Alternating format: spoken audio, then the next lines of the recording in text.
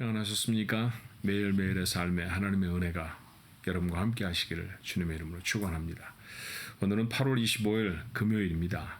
금요일에 우리가 매일 예배로 하나님 앞에 나아갑니다. 주의 주시는 말씀이 우리의 삶의 표대가 되기를 바랍니다. 기도함으로 시작할까요? 은혜와 사랑이 많으신 하나님 앞에 다시 섭니다. 매일매일 반복되는 하루이지만 그러나 하나님이 주시는 새롭게 하시는 은혜가 우리 가족들 모두에게 충만해지게 도와 주시옵소서. 어떤 이는 오늘 감당해야 될 여러 가지 일들로 고민하며 또 마음속에 생각과 계획으로 분주할지 모릅니다. 그러나 하나님이 인도하시고 하나님이 함께 하시는 자가 아버지 하나님의 능력과 긍휼을 힘입을 수 있는 줄로 믿사오니 하나님 오늘 말씀을 통하여서 하나님 앞에 나아가는 자들 되어지게 하옵시고 오늘 간절한 기도를 통해서 하나님의 도우심을 얻는 아버지 하나님 우리 가족들 모두가 되게 하여 주옵소서. 오늘 이 매일 예배에 참여하는 주의 사람들마다 하나님이 허락하시는 새롭게 하시는 은혜가 충만히 임할 수 있도록 복을 주시옵소서. 예수님의 이름으로 간절히 기도하옵나이다. 아멘. 오늘 부를 찬송은 498장입니다. 저 죽어가는 자 다 구원하고. 여러분 주변에 아직도 예수를 알지 못하는 누구가 계십니까? 혹시 여러분의 자녀이라고 하면 그 자녀들의 이름을 기억하면서 또 여러분의 배우자면 그 배우자들을, 부모님이면 부모님을, 형제, 친척, 친구들, 또 여러분이 만나고 일상생활에서 늘 접하는 그런 사람들에게 이 복음이 전해지는 귀한 일이 일어나도록 우리 마음에 소망하며 우리 498장 함께 찬송합니다.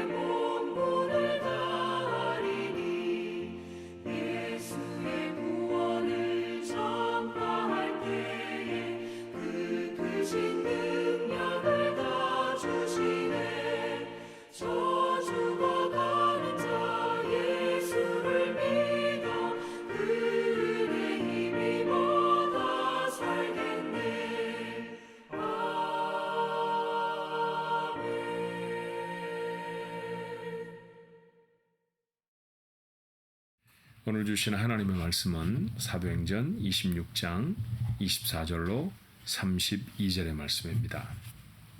사도행전 26장 24절로 32절의 말씀. 우리 한 목소리로 소리를 맞추어서 함께 읽어볼까요? 바울이 이같이 변명하며 베스토가 크게 소리내어 이르되 바울아 내가 미쳤도다. 내 많은 학문이 너를 미치게 한다 하니 바울이 이르되 베스토 각하여 내가 미친 것이 아니요 참되고 온전한 말을 하나이다. 왕께서는 이 일을 아시기로 내가 왕께 담대히 말하노니 이 일에 하나라도 아시지 못함이 없는 줄 믿나이다. 이 일은 한쪽 구석에서 행한 것이 아니니이다. 아그리빠 왕이여 선지자를 믿으시나이까? 믿으시는 줄 아나이다. 아그리빠가 바울에게 이르되 내가 적은 말로 나를 권하여 그리스도인이 되게 하려 하는도다. 바울이 이르되 말이 적으나 많으나 당신뿐만 아니라 오늘 내 말을 듣는 모든 사람도 다 이렇게 결박된 것 외에는 나와 같이 되기를 하나님께 원하나이다 하니라. 왕과 총독과 버니게와 그와 함께 앉은 사람들이 다 일어나서 물러가 서로 말하되 이 사람은 사형이나 결박을 당할 만한 행위가 없다 하더라. 이에 아그리빠가 베스토에게 이르되 이 사람이 만일 가이사에게 상소하지 아니하였더라면 석방될 수 있을 뻔하였다 하니라. 아멘. 어제 우리는 바울이 자기 변호에 대한 이야기를 묵상했습니다. 오늘 우리 성경에는 이같이 변명이라는 우리말 단어는 조금 부정적으로 사용되는 것이죠. 예. 그런데 영어 성경에 보니까 false defense라고 되어 있습니다. 그러니까 자기 변호였던 것이죠. 바울은 매우 법리적인 사람이었습니다. 그러니 또 다른 변호사를 대동하지 아니하여도 자기 스스로를 얼마인지 성경적인 근거를 가지고 변호할 수 있을 만한 능력이 있었던 사람이었고 그는 그렇게 했습니다. 그런데 그 말씀들이 복음을 증거하는 것이고 자기가 만난 예수 그리스도 그 개인적인 회심의 체험을 간증하는 것이었음을 우리가 어제 묵상을 했었죠. 자, 그가 전했던 복음의 말씀이 무엇이었을까요? 한마디를 저희가 뽑아낸다고 하면 어제 읽었던 말씀의 마지막 절일 것 같아요. 사도행전 26장 23절에 그는 이렇게 말합니다. 곧 그리스도가 고난을 받으실 것과 죽은 자 가운데서 먼저 다시 살아나사 이스라엘과 이방인들에게 빛을 전하시리라. 바로 이것이 바울이 베스토 로마의 총독과 아그리빠 2세 지금 갈릴리의 분봉 왕이었던 이스라엘의 지도자에게 전하고 싶었던 말씀이었지요. 자, 복음은 무엇입니까? 그리스도께서 고난을 받으신 것입니다. 그리스도의 고난, 십자가의 죽으심이라는 걸 압니다. 왜 죽으셔야 했을까요?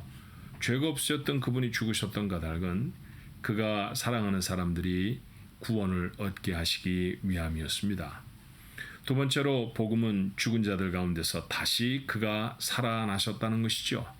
자, 죽음이라는 것은 죄의 형벌이었습니다. 그러므로 그 형벌을 깨트리셔야 했죠. 부활의 놀라운 소식을 예수 그리스도께서 친히 이루셔서 선포하심으로 부활의 첫 열매가 되심으로 그를 믿는 모든 사람들에게 부활이 약속되어져 있습니다. 그렇게 우리는 죽음을 깨트리고 살아나는 사람들이 될 것입니다. 이것이야말로 복음 아닙니까? 여러분, 신약 성경이 사용하고 있는 복음이라는 단어는 당시에는 성경적인 어떤 신앙적인 그런 단어가 아니었습니다. 복음은 이런 경우에 사용됐던 것이죠. 예컨대 한 나라에 군인들이 증발되어져서 멀리 전쟁터에 나가 외국 군대와 전쟁을 치릅니다. 그런데 그 전쟁의 소식을 백성들이 조마조마 기다리죠. 우리 아들은 살았을까? 전쟁과의 승리를 했을까? 지금 전황은 어떻게 되고 있을까? 궁금했을 것입니다. 그런데 그 전쟁터의 소식을 가지고 오는 사람들이 복음입니다. 이렇게 외치는 것이죠. 예, 우리 왕이, 우리 군대가 적군을 물리쳐 승리했습니다. 이게 복음이라는 거예요. 그때 사용했던 말이 바로 복음이라고 하는 단어였습니다. 그런 죽음을 깨트리고 다시 살아난다라고 하는 메시지야말로 인류에게는 무엇보다 중요한 복음의 말씀이 되어질 것입니다. 또 하나, 오늘 23절에 있는 말씀, 복음은 이스라엘과 이방인들에게 빛을 전하셔서 이 빛이 온 인류에게 퍼져나간 것이라고 하는 약속의 말씀이죠. 자, 바울은 자기를 변호했었습니다. 자기에게 일어난 하나님의 사건을 간증했죠. 그리고 자신을 왜 그렇게 하나님의 사람으로 부르셨는지에 대한 목적을 진술하면서 모든 사람에게 복음을 전해 주실 것이라고 하는 말씀도 아울러 전합니다. 그런데 그 말을 들었던 첫 번째 베스토 총독의 반응이 오늘 본문에 기록되어 있어요. 뭐라고 말합니까? 바울아, 내가 미쳤도다. 내 많은 학문이 너를 미치게 한다. 바울이 배움이 기뻤던 사람인 것은 아마 베스토도 알았던 모양입니다. 자, 그가 미쳤다고 말하죠. 왜? 다른 많은 말도 있는데 미쳤다라고 표현했을까요? 제정신이 아니다 이런 말을 한 것이죠. 그러니까 제정신으로는 받아들일 수 없는 말이 있었다는 것입니다. 베스토는 로마에서 파견한 사람입니다. 아마도 로마인이었겠죠. 베스토에 대해서 그의 개인적인 이 패밀리 트리가 어떻게 되는지, 어떤 그 선조를 가지고 있었는지 그런 것에 대해서 성경은 구체적으로 말하지 않으니까 우리가 추정해 볼 뿐입니다만, 로마가 다스리고 있던 팔레스타인 지역에 로마의 관리를 파송했다고 하면 그의 이름처럼 그는 아마도 로마인이었을 것입니다. 로마는 당시에 그리스 문화를 가지고 있었던 사람들이죠. 정치적으로는 로마가 다스리고 있어도 이전에 알렉산드리아에 의해서 제국이 되어지고 지중해 인근에 이 꽃피웠던 그 문화, 그 그리스 문화를 그도 아마 심취하고 그 문화에 영향을 받았을 거예요. 그런 그리스 문화 속에서는 죽은 자가 다시 살아난다라고 하는 것을 비이성적인 것으로 생각했습니다. 사람이 보기에 그는 이해할 수가 없는 일이라는 것이죠. 이해할 수 없는 일이었기 때문에 그 일을 마치 일어난 사건처럼 말하는 바울, 그는 아마 그렇게 생각했을 것입니다. 그러니 그에게는 미친 사람처럼 보였겠죠. 그런데 바울은 이 말 끝에 아그리빠 왕을 콕 집어 지적하며 복음을 변증합니다. 베스토 각하여 내가 미친 것이 아니요 참되고 온전한 말을 하나이다 라고 말한 후에 26절에 왕께서는, 이 왕은 바로 지금 베스토가 자문을 구하기 위해 법정에 초청해 놓은 유대의 문화, 유대의 종교를 잘 알고 있었던 갈릴리의 왕이었던 아그리빠 2세 왕이었죠. 자, 그 왕을 바울은 언급하며 말합니다. 당신은 알지 않습니까? 당신은 잘 알고 있지 않습니까? 그는 유대인을 다스리는 사람이었습니다. 유대인은 물론 아니었겠습니다만 혈통적으로는 유대인의 피가 섞이기도 했죠. 모계에는 유대 제사장의 가문의 딸들이 있었으니까 유대인의 피가 많이 섞여 있긴 했습니다만 그의 가게 아버지를 따르면 이두메아 사람이었죠. 지금 어제 말씀드린 것처럼 그는 헤롯 대왕, 예수님이 태어나시던 때에 유다를 다스리던 헤롯이라고 하는 왕의 증손자이니까 헤롯이 이두메아 사람 인 것을 기억할 때 그도 그런 혈통을 받았음이 분명합니다.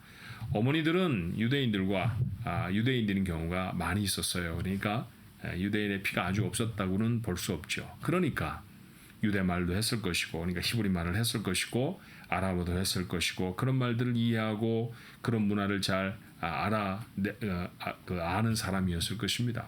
근데 그런 문화를 안다고 하면 유대인의 가장 중요한 문화는 성경입니다. 구약 성경이고 선지서들이고 선지자가 무슨 말을 했는가 하는 것이고, 그런 일에 대해서 유대인들은 누구보다도 잘 알고 있죠. 그러니 이 아그리빠 왕도 그것을 모를 리가 없다는 것이죠. 당신은 알고 있지 않습니까? 당신은 예수 그리스도가 세상에 오실 것을 선지자들이 예언했다는 사실을, 그가 죽음에서 다시 일어나 부활할 것을 예언했다는 사실을 당신은 알지 않습니까?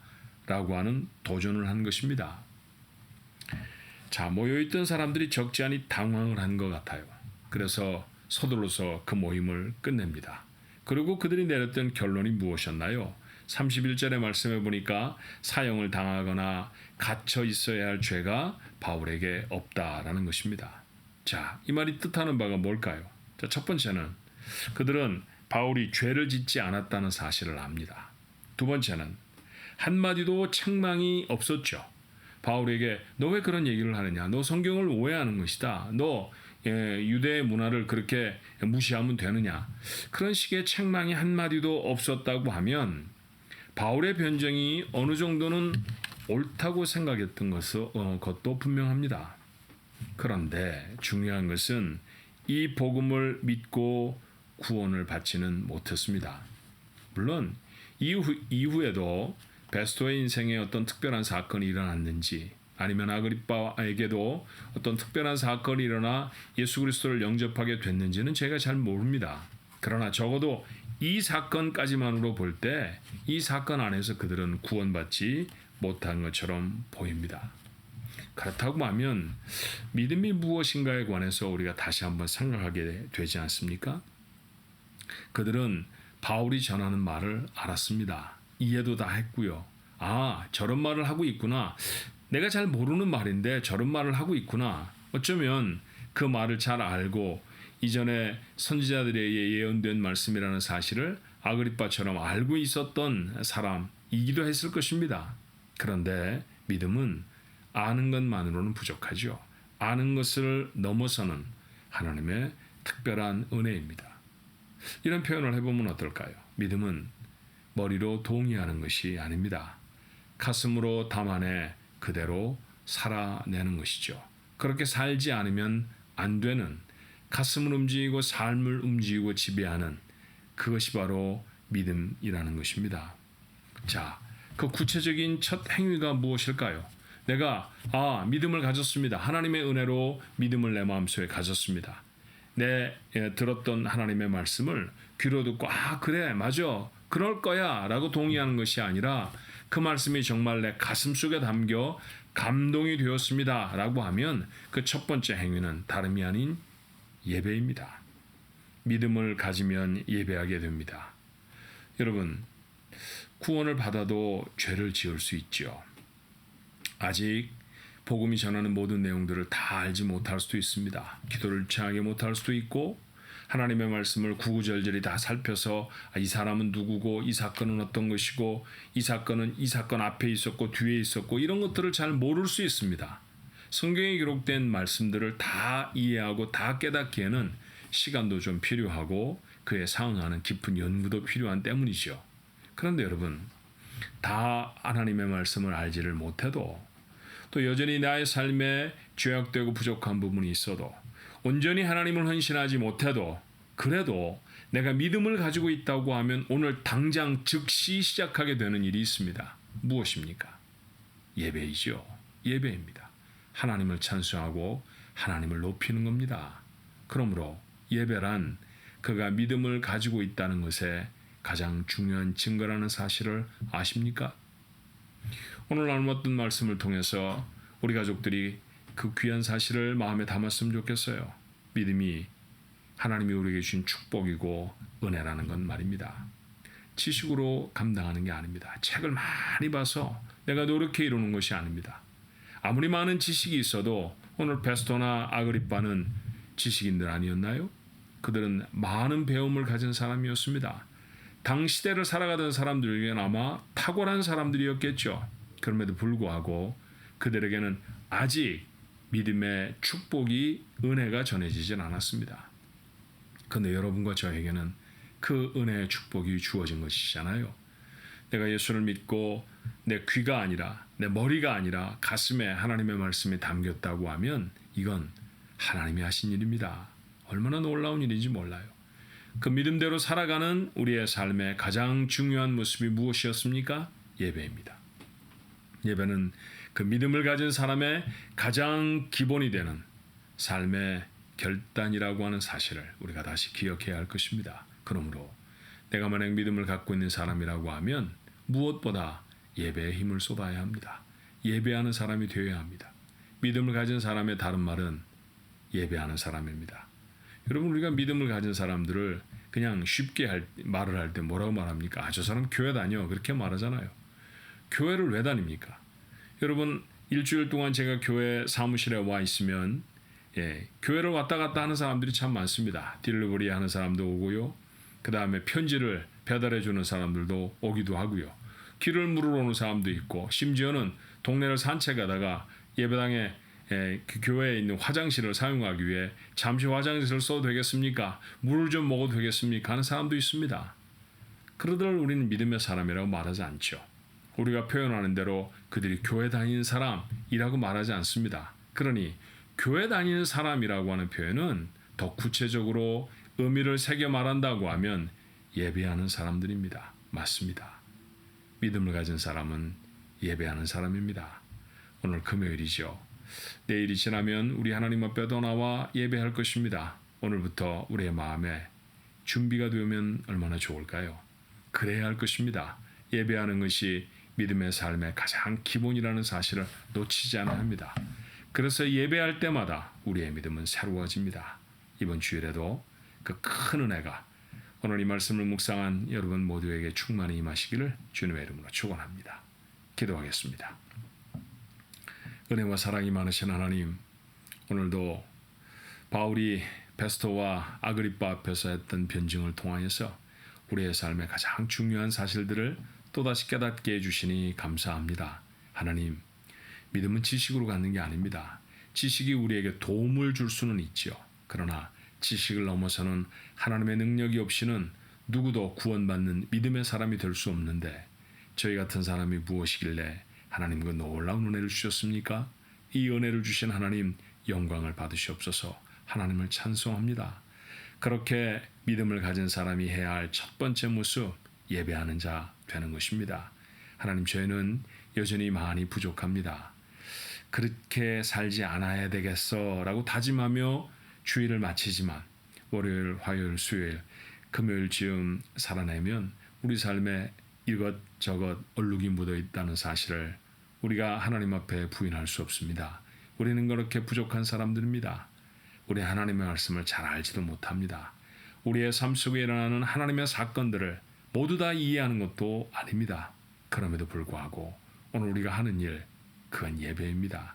부족한 자의 예배도 받으시고, 여전히 죄 지은 자의 예배도 하나님은 받으시고, 여전히 하나님의 뜻을 알지 못하는 미혹하고 어리석은 자도 하나님 앞에 나오면 다시 품에 안아주시는 그 놀라운 은혜, 그 예배의 은혜, 오늘 이 아침에 예배하는, 매일 예배에 참여하는 우리 가족들 모두의 삶 속에 담기는 은혜가 되게 해 주옵소서.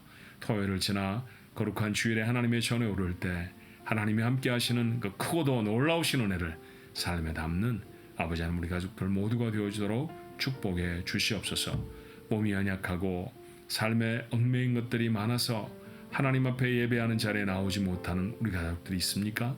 하나님, 저들의 삶에 은혜를 베풀어 주시옵소서. 병든 자는 낫게 하시고 걱정과 근심 속에 얽매여 있는 사람들은 그 무거운 짐들을 풀어주셔서 하나님 앞에 나와 예배하기에 부족하지 않게 하여 주시옵소서. 모두가 다 그렇게 돌보시는 하나님의 놀라운 은혜를 체험하고 경험하고 간직할 수 있는 복된 주일이 되도록 축복해 주시옵소서. 예수님의 이름으로 간절히 기도하옵나이다. 아멘.